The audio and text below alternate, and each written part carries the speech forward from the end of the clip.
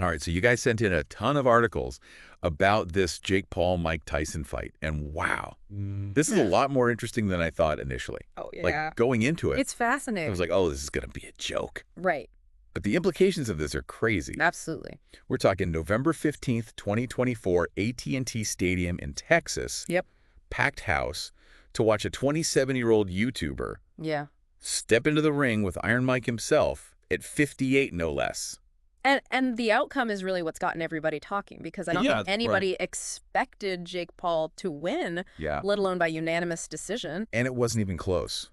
The judges' scorecards were 80-72, 79-73, and 79-73, all in Paul's favor. Right. So that leaves everybody thinking, Yeah. is this some kind of seismic shift in boxing? Right. Or is this just a carefully orchestrated spectacle? You sent a lot to unpack here. Yeah. And trust me, the implications are way bigger than I initially thought. It really is fascinating how this one fight has kind of brought up this like fundamental question about boxing. Yeah.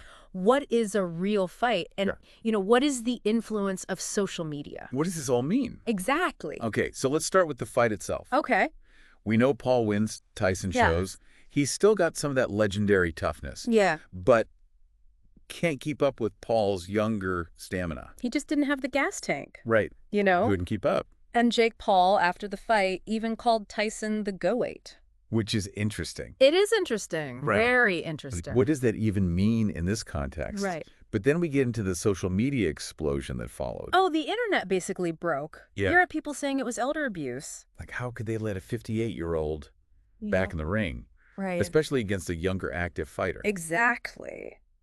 So there's this whole other layer of criticism about Paul's opponent choices. Critics like Stephen A. Smith are saying that Paul is intentionally cherry-picking.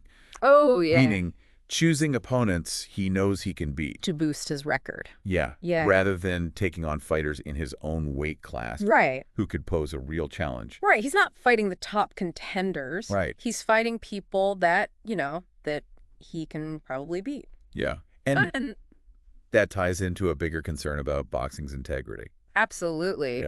If the ranking system and title fights are based on carefully curated wins rather than genuine competition, what does that say about the sport's future? It makes you wonder, you know, what are we even doing here? Exactly.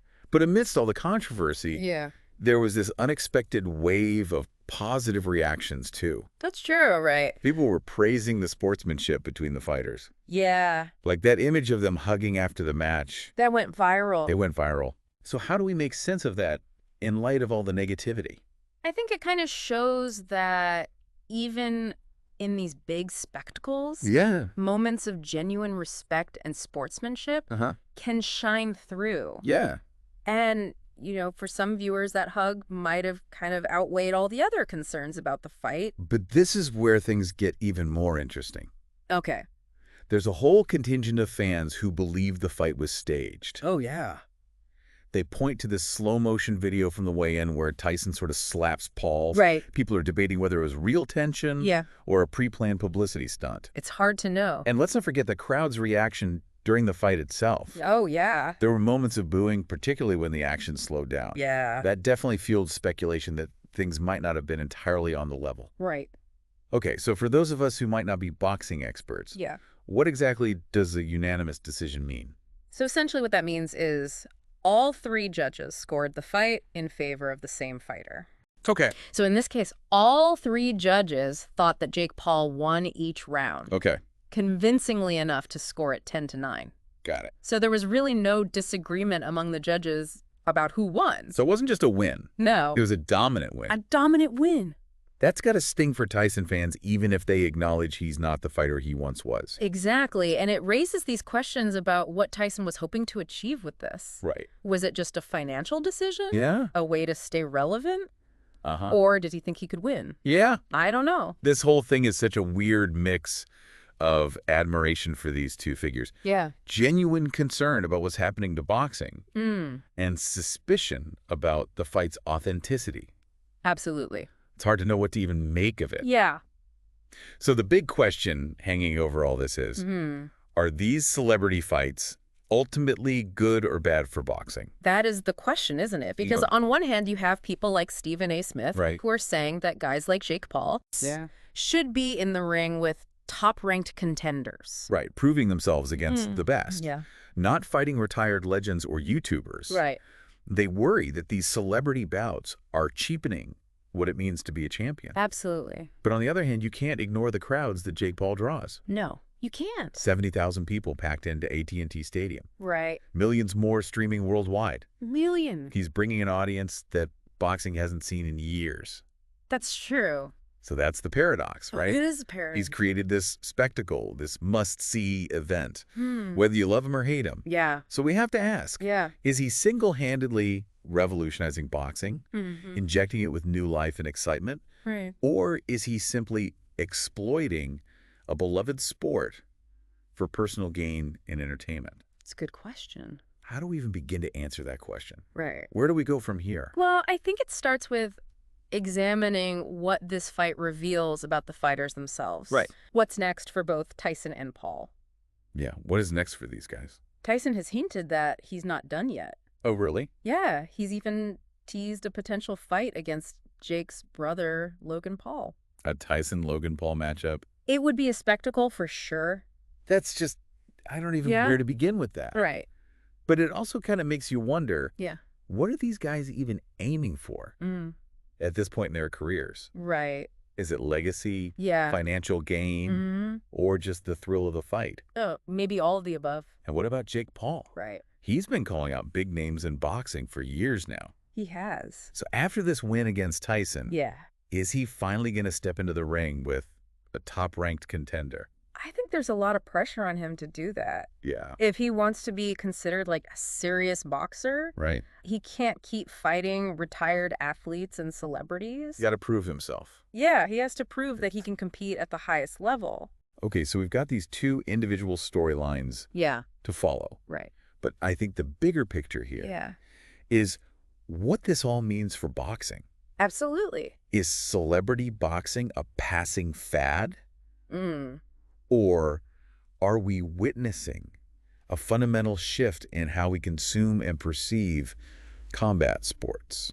I think that's a fascinating question. It is. Because it's almost like we're watching these two worlds collide. Oh, yeah? You've got the world of traditional boxing. Yeah. With its history, strict rules, established ranking systems. And then you've got this world of social media. Right. Where it's all about the hype. Yeah, the personality often overshadows the athletic skill. And I think that's why this Jake Paul-Mike Tyson fight has generated so much discussion. Right. It forces us to ask these questions. Yeah, these uncomfortable questions. About what we value in sports. What makes a legitimate athlete?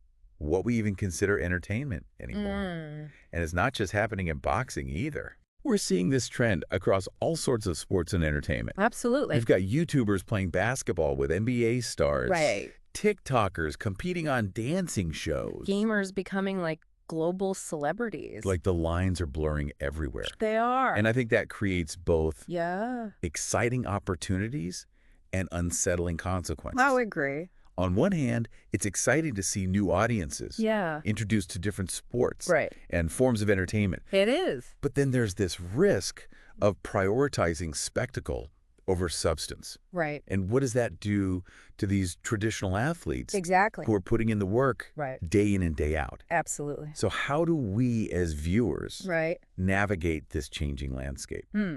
That is the question. How do we balance enjoying the spectacle while also demanding authenticity and respect for the sports and the athletes involved? I think it starts with being honest with ourselves and having these tough conversations, acknowledging the complexity. Yeah. We can't just dismiss celebrity boxing as a gimmick. Or a joke. We have to recognize that we, the audience, play a role in this. Yeah. If we're demanding this kind of entertainment, we need to be more critical. Like critical consumers. Yeah. Question the motives behind these events. And support the athletes and performers who are really dedicated to what they do. So this brings us back to you, the listener. Yeah. What are your thoughts on all of this? Yeah. What is this fight? What does this larger trend of celebrity boxing mean for the future of the sport? Is it a temporary blip on the radar? Or is it changing the game as we know it? I don't know. And even more broadly, How do you feel about this blurring of lines between traditional sports and entertainment? Exactly. Is it something you welcome? Yeah. Does it make you uncomfortable? It's worth thinking about, for sure. These are questions worth considering as we move forward. Absolutely. In this ever-evolving world of sports and entertainment. Yeah. It's like we're standing on the edge of something new here. Yeah. Something uncharted. It really is. In the world of sports and entertainment. It's both exciting, yeah, but uncertain at the same time. Yeah, and I think it demands more from us as viewers. I agree. We need to be more discerning. Yeah. More critical, more thoughtful about what we're watching and why. And about the implications of all this. Right. It's not enough to just sit back and be entertained anymore. No. We have to ask ourselves, what are the implications? What messages are we sending? What are we supporting? Yeah, are we supporting something that might ultimately hurt the sports we love?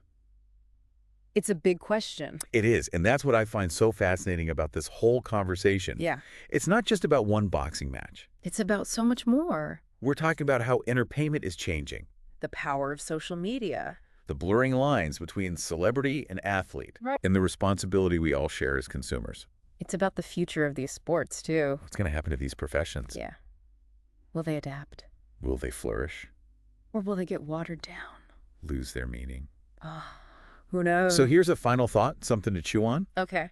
If celebrity boxing is here to stay, yeah, what needs to happen to make sure it's both entertaining and respectful of boxing? How do we balance the entertainment value with the risks? Yeah, with the ethical concerns. That's a big question. It's a question worth asking. For sure. Worth debating. And the answers will shape the future, not just of boxing, but of all sports and entertainment. Absolutely. Thanks for joining us on this deep dive. It's been a thought-provoking journey. It has. And we hope it sparks some more conversation and critical thinking. Yeah, keep those questions coming. As you continue to explore this crazy world. This crazy world. Of sports and entertainment. Thanks for listening, everybody.